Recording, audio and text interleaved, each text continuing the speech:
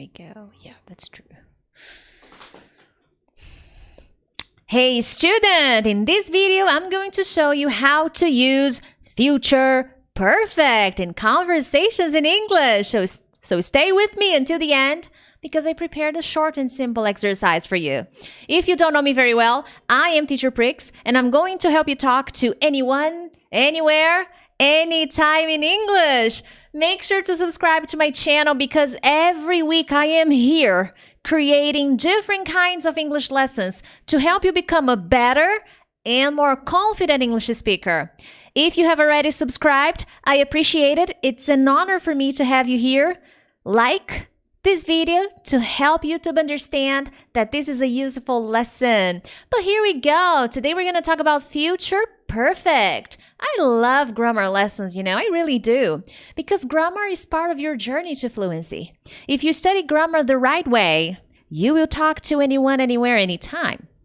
Now, at a pre-intermediate level, because here on my channel, I help this kind of English students who are stuck at pre-intermediate or intermediate level. And here, guys, pay attention. If you want to go from stuck to speaking over the next 6 months, it is possible. But here's the thing, you will need to use the grammar you study. As I always tell my students, to learn a lesson, I must use it. To learn a lesson, I must use it. That's the only way. That's basically what I do with my babies. I call my students babies, BSA. That's what I do with them inside my academy. And here, guys, at a pre-intermediate or intermediate level, the more you advance on your journey to fluency, the more tenses, the more grammar tenses you are going to learn or review. So maybe you are going to study the same grammar point again, but with extra information. And with my students, for example, in every module in the academy, they have grammar. But they always post examples to me. They create examples and connect the examples with their lives. That's why they're so successful. They learn English. They unlock their mind for fluency. And I want the same for you. But here we go. What is future perfect? Guys, future perfect is a tense in English, and it is used to talk about an action that will be completed, done 100%. Before a specific time in the future. So it's not completed yet.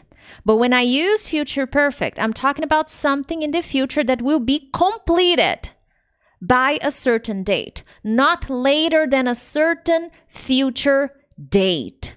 That's the idea of future perfect. It will not be in progress. It'll be done by a certain future date.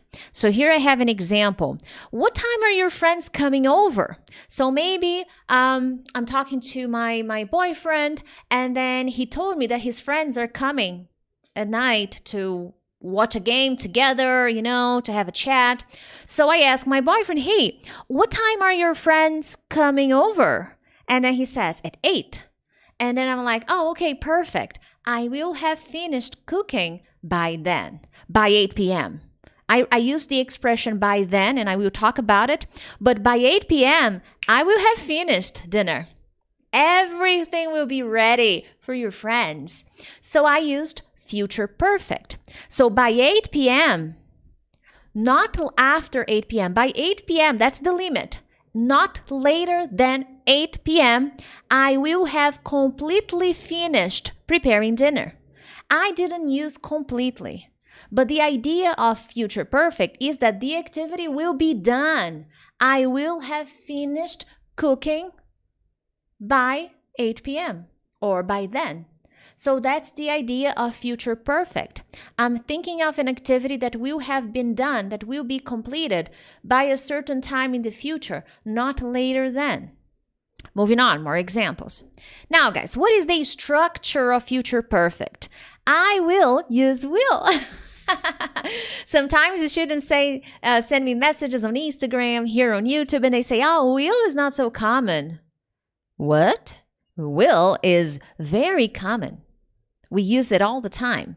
But as I always tell my students and you guys, you need the right context to use will. Here on my channel, I have many different lessons showing you how to use will. Watch them. So, will or will in the negative form, won't, plus have plus past participle. Just a quick review. What is past participle? It is the third column of the verbs. For example, infinitive tense, okay? Go without to. Infinitive form, okay? Go. In the past, went. In the third column, past participle, gone. Buy. In the past, bought. In the participle, bought again. Sing. In the past, sang. In the participle, sung. Drink, drank, drunk. Okay? Now, with regular verbs, verbs that end in ed, it's the same. You repeat the past. So travel, in the past, traveled. In the participle, traveled. So need, in the past, needed. In the participle, needed. Okay, so that's a quick review of past participle. It's the third column of the verbs. So I will use will or won't in the negative tense, in the negative form, plus have, always have, there's no has. Always have when I'm using future perfect. And then past participle. So here are more examples. I'm sure the kids will have done all their homework by the time their dad gets home.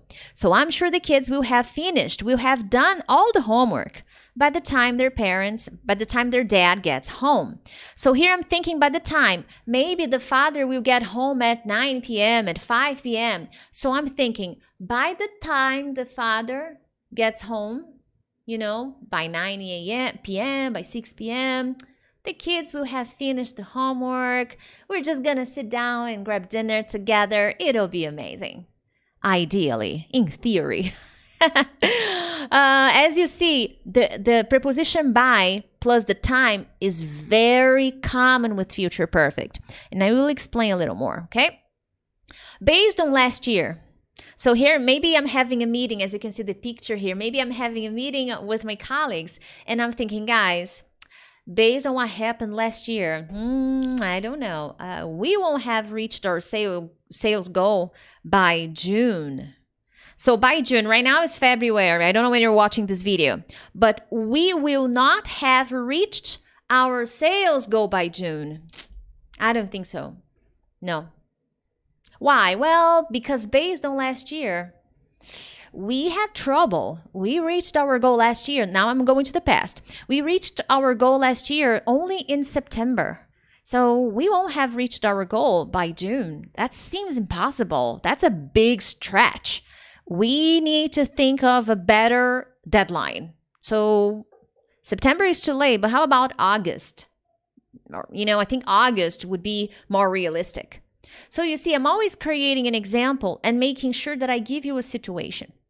Another one, next year. So see, next year is possible. It's not always by, even though the preposition by is more common. But if I find a situation, there you have it. You can use next. No problems, buddy. Next year, my best friend will have been married for 10 years. Will have been married. Will have plus been, the verb.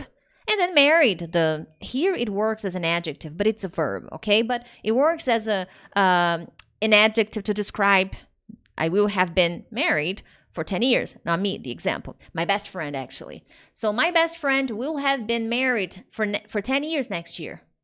Next year. So I'm talking about future. And by a certain time next year, my friend will have been married for 10 years. So this will be completed by next year. Huh? So there you go. Now, guys, make sure to subscribe to my channel. Share this video with a friend. When you share this video, you really show YouTube that, hey, pay attention to Teacher Prix. She's really helping people. She's teaching good lessons. And it's a way for you to help me grow and help more people here on the internet. And if you're interested, if you need to organize yourself, I have an amazing study plan cycle that will teach you how to organize your study routine so that you can be more successful, so that you can organize the way you study and achieve better results faster. So make sure to get my study plan. lesson. And if you need to improve your listening comprehension, in my listening mastery workshop, I'll show you the 5 best practices you need to follow if you want to understand native speakers anywhere, anytime. Now, guys, time expressions. With future perfect, we often use by plus a specific time expression, such as a month or a year. Or then we can use the expression by the time or by then. These 3 possibilities are always referring to a certain future time, a specific time.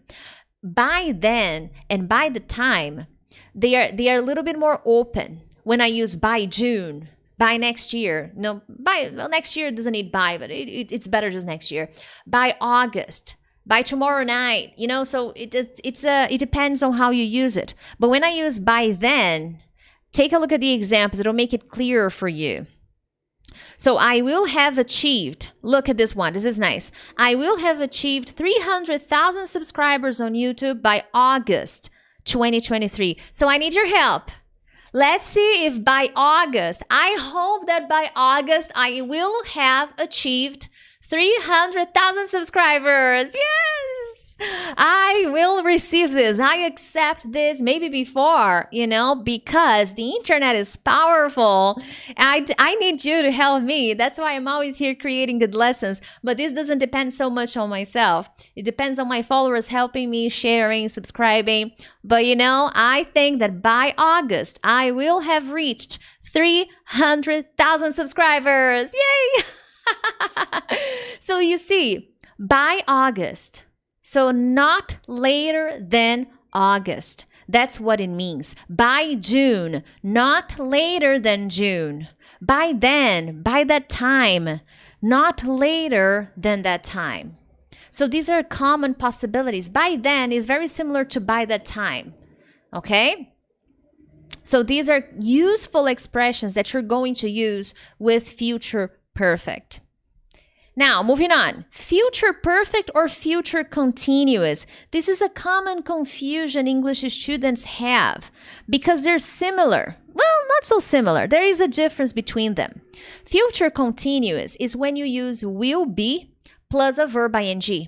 I will be doing, I will be going, she will be having, they will be studying, I will be making. I use future continuous a lot. In this video, I'll be talking to you about... So it is very common. But the future continuous describes an activity that will be happening at a certain time in the future. So this means it's not finished. It's in progress. So, okay, that's very important. So here, look at this example. I will be working on my presentation all morning tomorrow. So tomorrow morning, this activity, my presentation, will be in progress, not finished. I will be working on my presentation all morning tomorrow. All morning. Yeah, I can't believe it, but I have to. I have no choice. So when I say that, I'm not showing completion. I'm not showing the activity is going to be finished. I'm showing the activity will be in progress. Okay? When I use future perfect, I'm showing that the activity will be complete. Look at the example. Again, similar. I will have finished my presentation by tomorrow morning or by tomorrow. I didn't even use morning. Maybe I won't have finished by morning, but I will have finished by tomorrow. Done. Okay? Done. Not longer than tomorrow. I will have finished my presentation.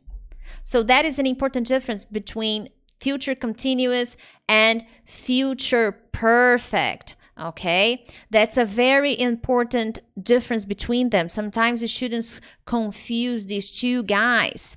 Now, guys, I want you to practice. So I prepared a question for you. Now, today is Monday. I don't know when you're watching this video, but I want you to focus and do this activity and post in the comments. It's very simple. Answer the question. What will you have done by the end of this week? So today's Monday. So what will you have done? What will you have done by Friday? Oh, I will have done all my English lessons by Friday. I will have studied Italian by Friday. I will have finished all my cookies. I don't have any cookies at home. I'm very healthy. No cookies. I will have done what? I will have finished a very important project at work by Friday, by the end of this week. So I want you to practice, because to learn a lesson, I must use it. And here on my channel, I want you to be successful. And the best way for you to do that is by using the lesson I teach you. I myself create examples all the time. So there you have it, my friends. All I can ask from you right now is to share this lesson with a friend and subscribe to my channel. Other than that, I'll see you in the next one. Bye-bye.